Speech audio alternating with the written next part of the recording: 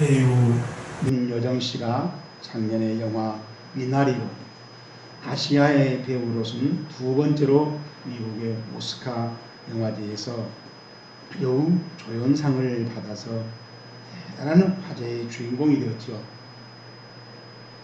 영화 미나리는 1980년대 아메리칸 드림을 꿈꾸고 미국 이민을 떠났던 이민 1세대의 고달팠던 애환을 영화로 만들었는데, 미국의 남부 아소칸주의 한적한 시골에서 농장을 이루는 이야기입니다.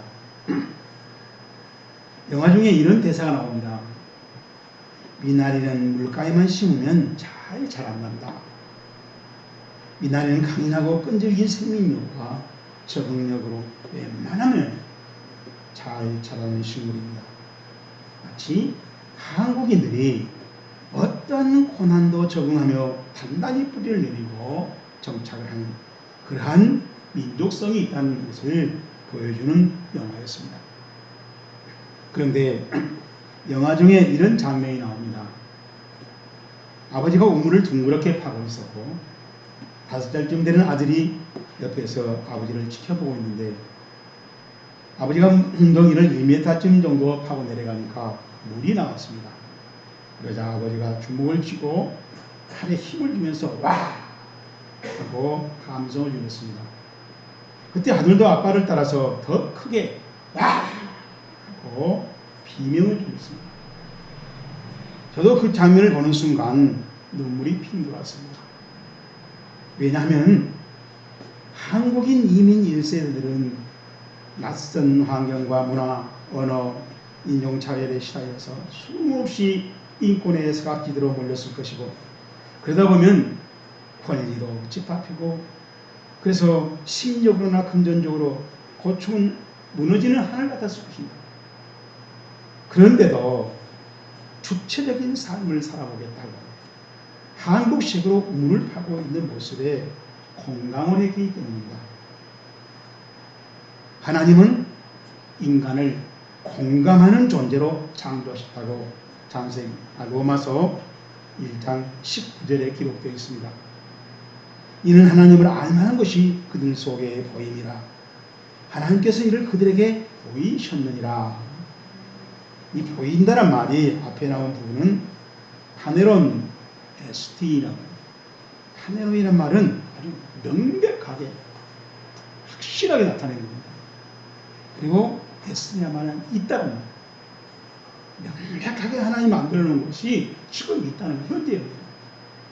존재를 말합니다. 그리고 이어서 하나님이 데오스카르 아우스토이스 에파네로스, 자꾸 설명하지만은 우리는 이런 중요한 단어를 번역을 안 합니다. 왜냐하면 그랬어요. 왜 이렇게 분명히 나타나서 지금도 있는가? 그 이유를 바울이 밝힙니다. 왜냐하면 하나님이 그들에게 나타내 보이셨다. 그래서 NIV 성경에 보게 되면 Because God has made it plain to them. 왜냐하면 하나님이 그들에게 그것을 아주 명백하게 분명하게 만들었다. 현재 완료로 번역을 했습니다. 그래서 사울 바도는 갈라디아 지방의 교인들에게 이렇게 중언했습니다. 이후로는 누구든지 나를 괴롭게 하지 말라. 내가 내 몸에 예수의 흔적을 지니고 있노라. 바울이 말했던 그 흔적이라는 말이 스티그마타라고 있는데, 이 스티그마라는 말을 복수형으로 말합니다. 타를 붙여서. 그러니까 바울의 몸에 예수님의 흔적이라 할 수 있는 그런 증거들이 많이 있다는 거예요. 그래서 이 말을 바울은 강조하기 위해서 보통 동사의 그 주어가 헬라어에는 다 들어있어요. 동사만 말해도 누가 말했는지 알아요. 그런데 바울은 거기에 주어를 일부 또 씁니다. 에고라는 단어를. 나 자신에게는, 나는 나 자신에게 이게 봐라 이렇게 증거가 있잖아요. 예수님 흔적이라는 증거들이 많다. 하나둘이 아니라는 겁니다. 이 스티마라는 말은 자기의 소유를 나타내기 위해서 불도장을 찍어버린 겁니다. 양에게 아니면 노예에게. 그래서 우리말로 낙인이라고 해요. 낙이란 말은 지질날 때 불로 지져버린 거예요. 흉터가 만들어서 흉터는 죽을 때까지 남았잖아요. 그래서 평생 그 주인하고 관계가 추종 관계라는 것을 입증해주는 증거물입니다. 바로 그런 증거물들이 바울은 여러 개를 가지고 있다는 거죠. 실례로 바울이 고린도후서 11장 23절에 이하의 기록에 나왔습니다. 내가 수고를 넘치도록 하고 옥에 갇히기도 더 많이 하고 매도 수없이 여러 번 죽을 뻔하였습니다. 유대인들에게 40에 하나 감하는 매를 5번 맞았습니다. 3번 태장으로 맞고 1번 돌로 맞고 3번 파선하고 일주일 깊은 바다에 지내며 여러 번 여행하면서 강의 위험, 강도의 위험, 동족의 위험, 이방인의 위험, 시내의 위험, 광야의 위험, 바다의 위험, 거짓 훈계 중에 위험을 당하고 또 수고하고 애쓰고 여러 번 자지 못하고 추리며 목마르며 또 여러 번 굶고 죽고 헐벗어노라. 바울이 약함 중에 강함을 체험했다는 겁니다. 도저히 질 수밖에 없는 환경에서 이겼다는 거예요. 하나님이 이렇게 만들더라는 것입니다. 출애굽기에 있는 말씀대로 여호와 이시죠. 여호와 이레고 여호와 이시고 하나님의 승리입니다. 하나님의 은혜라는 것입니다. 그래서 바울은 예수님의 흔적이다 라는 말로 표현을 했습니다. 그 험악한 악조건에서 하나님 때문에 하나님이 도와주셨기 때문에 역전되고 기적이 일어나고 그런 흔적들이 내 몸에 있지 않느냐. 여러 가지 환경 속에서 여러 가지 사건으로 여러 번 경험했다.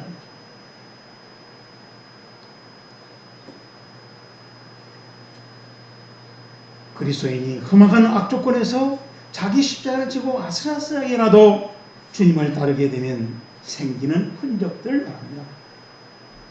그래서 바울은 예수의 흔적이라고 그렇게 표현했습니다. 우리가 공중 화장실에서 흔히 보는 글귀입니다. 아름다운 사람은 떠난 자리도 아름답다. 또 우리 옛 조상 선조들은 보사유피, 인사유명, 보람이는 남의 가족을 남겨놓고 사람은 죽으면 이름을 남긴다. 그렇다면 나 자신은 어떤 흔적을 남기고 있는지 돌아보는 겁니다. 어차피 우리는 뭔가를 남긴다는 것입니다. 아니면은 우리는 아름다운 흔적을 남기고 있는지 흉악한 더러운 흔적을 남기고 있는지 남들에게 기쁨과 소망을 주는 흔적인지 아니면 남에게 고충과 낙심을 주는 흔적인지 교회 안에서도 교우들에게 아픈 상처를 남겨주고 하는 성도들이 있습니다. 그런가 하면은 빛도 없이 이름도 없이 오른손이 하는 것을 왼손이 모르게 봉사하고 헌신하는 분들도 많습니다.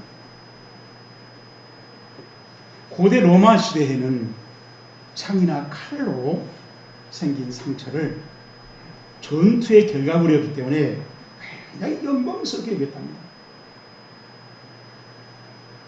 그런데 매질을 당하다 생긴 상처는 아주 수치로 생각했다.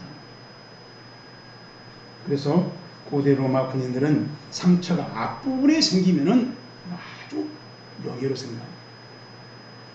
그런 상처 있는 사람을 존경했습니다. 그런데 상처가 뒤에 생긴다. 도망가다가 다쳐서 생긴 상처라 해서 부끄러워하고 숨기려고 합니다. 여러분, 좀 부담스러운 질문인데요. 우리도 신앙생활하다 생긴 상처가 앞부분에 있습니까? 뒷부분에 있습니까?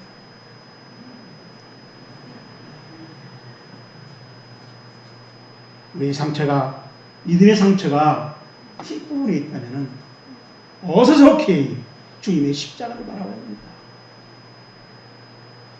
그것부터가 우리 신앙생활의 가장 첫 번째 해야 할 첫 단추입니다. 예수께서 이르시되 아버지여 저들을 사하여 주옵소서. 자기들이 하는 것을 알지 못합니다 하시더라. 십자가에서 우리의 그 아픈 부끄러운 상처를 다 짊어지고 흔적을 짊어지고 십자가에서 우리 주님이 드렸던 기도입니다. 이 기도에 응답을 받은 것이 가장 신앙생활을 잘하고 현명한 신앙생활이라는 것입니다. 그리스도인이라면 누구나 어서 버려야 할 흔적이 있는가 하면 심판대까지 간직하고 가지고 와야 할 흔적이 있다는 것입니다. 여러분은 어떤 흔적을 만들고 있습니까? 어차피 생기는 흔적, 심판대에서 빛나는 감사되는 잘했다고 확신할 수 있는 신앙의 흔적을 만들 수 있기를 주의 이름으로 축복합니다. 자, 그러면 바울처럼 예수님의 흔적이 생기는 신앙생활을 잘하려면 어떻게 하면 되는가? 설교 본문을 통해서 바울의 설명을 직접 들어봅시다. 첫째로 17절 말씀입니다. 이후로 누구든지 나를 괴롭게 하지 말라. 시작. 내가 내 몸에 예수의 흔적을 지니고 있노라. 이 있노라고 한 말이 바스타조라는 헬라어인데 이 말은 못쓰게 잡아드는 겁니다. 그리고 그것을 옮겨가는 거예요. 내가 든 어떤 물건이나 누구를 잡아들고 지금 그걸 가지고 내가 움직이는 거예요. 그러니까 예수의 흔적이 지금 바울에 붙어 있고 그걸 가지고 다니는 겁니다. 지난주에 봤던 15절 말씀처럼 할례나 무할례가 아무것도 아니로되, 헬라어로는 이 말이에요. 우대 무슨 말을 하고 또 우대 그냥 뭐뭇도 아니고 뭐뭇도 다 아니다는 거예요. 그러니까 할례도 아니고 무할례도 아니고 다 아니다. 그런데 그 가운데 에스틴 앞에 설명했죠. 있다라고 하는 말을 썼어요. 그러니까 있는 것이 아니다는 거예요. 분명히 있다는 겁니다. 있어. 할례가 있고 무할례가 있어. 근데 그 둘 다 아무것도 아니야. 없다를 만드는 거예요. 그리고 왜냐하면 또 가르 이 말을 써놨어요. 바울은. 왜냐하면은 오직 알라 새롭게 지어놓은 것이 있다. 고린도후서 5장 17절에 새로운 피조물이라고 번역했다고 그랬습니다. 결국 그러니까 우리 신앙생활에서 하나님이 알아주고 심판대에서 하나님이 애토록 찾고 있는 것은 거듭나는 것입니다. 새로 거듭나는 그 흔적이 있는가? 예수의 피로 값주고 사신 그것이 있는가? 그 흔적이 있는가? 그리스도의 것이 됐다라고 하는 그 흔적이 있는가? 하나님의 자녀된 천국의 상속자 이런 것들은 실제로 해당되게 살아간 삶의 흔적이 있느냐?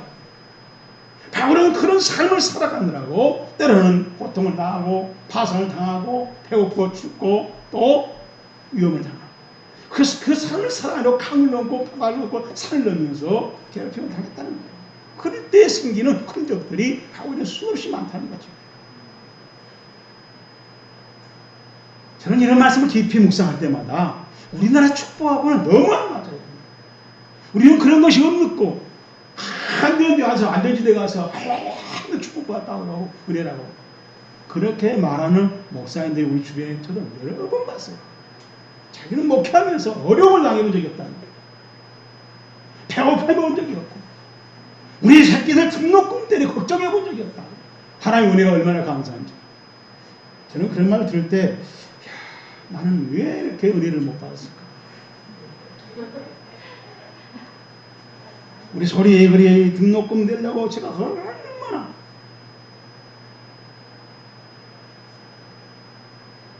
정말 제가 왜 나 하나님께 은혜를 못 받았어? 근데 이 바울 이런 말씀 들어보면 조금 나하고 달라져. 바울도 나처럼 신앙생활인 것 같다. 나보다 훨씬 더 험하구만.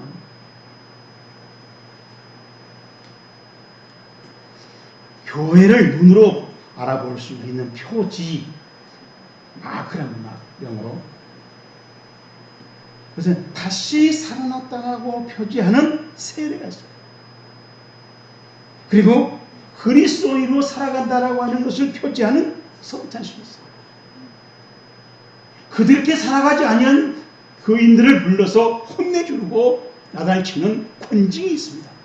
이 세 가지가 교회라는 것을 알아보게 하는 표지라는 것입니다. 그렇다면 올바른 성도의 표식은 뭔가?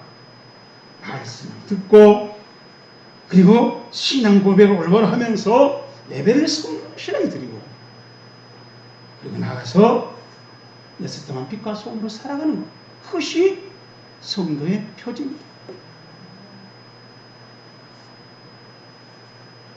그런데 신앙 고백이나 예배나 그것을 하는 사람들은 보이는데 그 사람들이 하고 있는 예배는 안 보이고 신앙 고백은 안 보인다는 것입니다.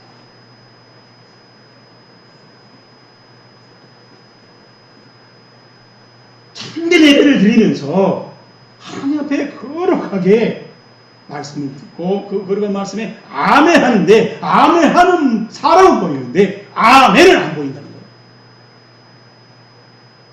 예배도 안 보인다는 것입니다. 저분이 예배를 드리고 있는 것 같지만은 그 사람이 드리는 예배는 우리가 볼 수 없다는 거예요. 물론 하나님께서 가장 귀하게 오시는 믿음도 사람은 볼 수가 없습니다. 언제나 비밀입니다. 저와 여러분은 진리를 알고 행하는 신앙으로 살아갈 수 있기를 하나님만 아니하신 하나님 앞에 내놓는 하나님 앞에 올리는 예배자가 되기를 주님으로 축복합니다. 두 번째로 17절 말씀입니다. 이후로 누구든지 시작 나를 괴롭게 하지 말라. 자, 괴롭게 하지 말라고 그랬습니다. 그 부분을 바울이 한 말대로 그대로 읽어드리면요. 코푸스 모이 메데이스 파레케토. 코푸스란 말은요, 뭐 이렇게 잘라서 끊어 넘어뜨리고 그러니 그 잘려지는 나무나 어떤 기둥이나 칩들은 사람은 얼마나 힘들겠어요. 저도 우리한테 뭐가 자른 거죠. 옷 벗겨버린 겁니다. 그래서 아주 비통한 눈물을 흘린다라는 그런 뜻도 있어요.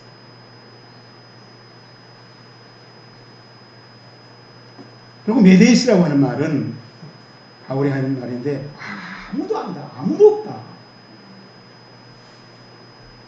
아주 강조입니다. 파레케토란 파레라는 옆에 파라. 고 옆에서 뭘 가지고 붙잡아주고.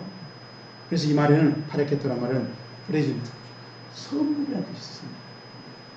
바울에게 가까이 와서 선물로 주는데 바울은 그 선물을 갖고 쓰러지는 겁니다. 여러분 생각해보세요. 선물이라고 받았는데 박스를 열어보니까 거기에 무서운 폭탄이 들어있고 거기에 무서운 뱀이 들어있고 거기에 무서운 1원짜리 돈이 들어있다면 이거 얼마나 속상하겠어요. 바울이 그런 일을 당한 겁니다. 바울은 살을 베고 뼈를 깎는 것처럼 쓰라린 괴로움을 당하고 있었음을 말해주는 말씀입니다. 갈라디아 교회 지금 율법주의자들이 거짓모함으로 바울의 설교를 트집잡고 바울이 사도직에 의심을 하게 만들고 그래서 갈라디아 교회 교인들이 바울을 돌아서게 만드는 겁니다. 그래서 바울은 그런 짓 하지 마라. 강하게 부정형 문장으로 명령을 하고 있는 것입니다. 고린도후서 11장 28절에 보면 이런 말씀이 있어요. 이 외의 일을 고사하고 아직도 날마다 내 속에 눌리는 일이 있으니 곧 모든 교회를 위하여 염려하는 것이라. 저의 마음을 눈을 사로잡는 말씀은 날마다 내 속에 눌리는 일. 뭘까? 교회라고 하는데 교회 무엇이 그렇게 바울을 날마다 잡아눌렀을까? 아마 구체적으로 영혼구원을 위해서 성실하게 성경을 연구해서 그 연구에서 성경에 찾은 하나님의 진리의 말씀을 드러내는 설교를 위해서 그 설교를 제대로 하지 못해서 그리고 그 설교에 자신이 순종하지 못해서 그리고 그 설교를 듣고 정의롭게 살아가는 교회가 되지 못해서 그것이 바울의 마음을 울지 않았을까? 그리고 교우들에게 그렇게 마음으로 기도로 축복을 했는데 그 축복이 이루어지는 것을 기다리느라고 보고 싶어서 그것이 마음에 눌리고 있지 않았습니다. 아무튼 이 눌림이 드러내놓기는 힘들지만 하나님 앞에서 눌림이 있는 목자라야 한다는 것입니다. 유명한 구세군 창립자인 윌리엄 부스 이제 임종을 맞이하게 됐는데 그때 어느 한 기자가 찾아가서 물었답니다. 미래의 기독교에 닥쳐올 큰 위험이 있다면 무엇이라고 생각합니까? 그 힘들게 임종을 기다리던 윌리엄 부스가 신중한 얼굴로 대답합니다. 꼭 선지자 같습니다. 이제 세계가 직면하게 될 가장 큰 위험은 중생 없는 용서를 전하는 철학적 기독교입니다. 추상적인 진리만 전하고 말잔치만 하는 설교가 문제입니다. 둘째는 그리스도가 없는 교회입니다. 교회라고 하지만 그 교회에 가서 그리스도를 만나지 못하는 것이 문제입니다. 그리고 하나님이 없는 정치, 지옥이 없는 천국을 설교하는 것, 이런 것들이 앞으로 교회의 문제가 될 것입니다. 사실 오늘날 딱 그대로 아닙니까? 날마다 눌리는 일이 저도 설교를 하지만 내 설교 속에 그리스도가 없고 천국이 없고 지옥이 없다면 이게 무슨 말잔치로 끝나는 것입니까? 그래서 저도 마음이 괴로워요. 그렇게 내가 고함을 치고 해도 변화가 안 되는 걸 보면은 내 속에 있어야 할 그리스도가 없는 거야. 지옥이 없는 설교를 천국을 축복을 하고 있는 거야. 그래서 저도 바울 같지는 않지만 눌림 같은 것을 어쩔 때는 괴로워요. 잠자다 깨기도 하고. 이제 제대 말년인데 이대로 하나님 앞에 가기가 부끄럽고 제가 우리 이사하고 결혼할 때 그랬어요. 이제 난 다 상을 놓쳤는데 딱 하나 상 남겨. 그게 뭐냐? 논문상이야. 나랑 같이 논문을 씁시다. 이제 몇 개월 남았으니까 잘 갖고 논문상을 같이 받아보자고. 그래서 그냥 많이 그 말에 속아서 나한테 심은 거예요. 근데 지금 논문도 제대로 못 쓰고 있어요. 신앙의 논문, 목회의 논문을 써보자고. 뭔가 우리 마음에 꿈이 있고 그 꿈이 우리 마음을 사로잡고 있는 그런 목자가 바로 바울이었다고 말합니다. 마지막으로 우리 18절 봅니다. 형제들아 우리 주 예수 그리스도의 은혜가 너희 심령에 있을지어다. 아멘. 바울은 성경을 여러 번 썼는데 꼭 끝날 때 작별 인사를 합니다. 그 작별 인사를 우리 성경 읽어보게 되면 다 조금씩 달라요. 근데 오늘 갈라디아서는 은혜와 아멘. 그럼 저는 설교를 하면서 우리 교회가 참 이상하다라고 생각하는데 창세기, 그래서 이번에 우리 어린 은혜로 날려가 그런 퀴즈도 냈는데, 창세기 우리 성경이 태초로부터 시작해서 끝나는 말이 아멘입니다. 근데 우리는 아멘을 그렇게 하는데요, 인생에. 싫어라 하고, 안 하려고 하고. 그래서 오늘 제가 설교를 합니다. 여러분, 아멘은요, 하나님에 대한 영광을 올리는 송이에요. 영광나는 노래입니다. 그리고 하나님이 하신 일에 대해서 확증하는 거예요. 그리고 내가 그런 하나님이 한 일에 하나님 나를 파트너로 삼아서 참여시킨 하나님의 자녀가 됐다는 것에 대한 확신을 표현하는 방법이 아멘이에요. 아멘을 쓸데없이 막 무조건 하는 것이 문제지만은 올바로 바르게 한 신앙생활을 할 줄 알아야 한다는 것입니다.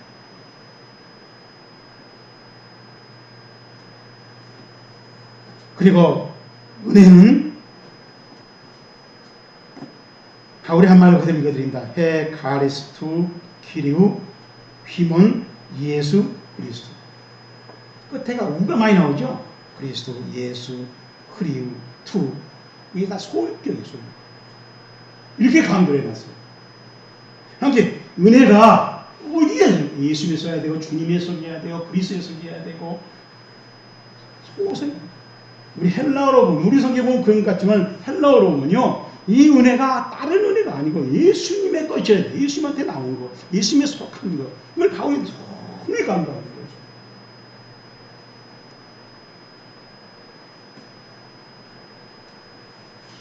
여러분 설명했습니다. 6장 로마서 6장 14절에 죄가 너희를 지정하지 못하리니 이는 너희가 거발했지 아니하고 은혜 아래에 있습니다. 여러분, 우리가 은혜 아래로 들어가게 되면은 그 사람은 이 은혜에 들어감을 얻습니다. 하나님의 영광을 바라고 즐거워합니다. 다만 이뿐 아니라 우리가 환난 중에도 즐거워하나니 이는 환난 인내를, 인내는 연단을, 연단은 소망을 이루는 줄 압니다.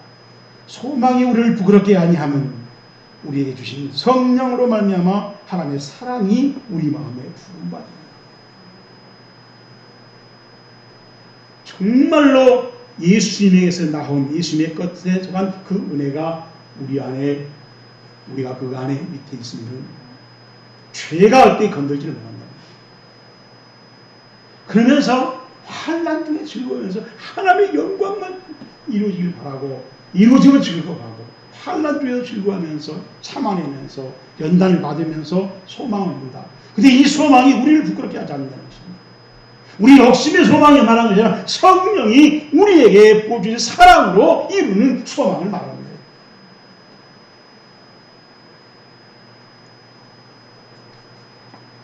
그래서 이 은혜를 받은 사람을 우리 성경이 많이 소개하고 있어요.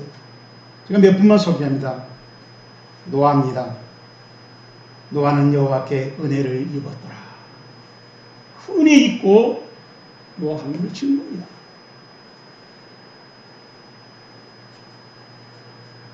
출애굽기에 보게 되면 하나님이 그 산파들에게 은혜를 베푸사 그 백성을 번성하고 매우 흥해지며 그 산파들은 하나님을 경외하였으므로 하나님이 그들의 집안을 흥왕하게 하십니다. 산파들이 은혜를 받고 하나님의 뜻을 따르고, 그러니까 하나님이 산파들을 흥왕하게 했다.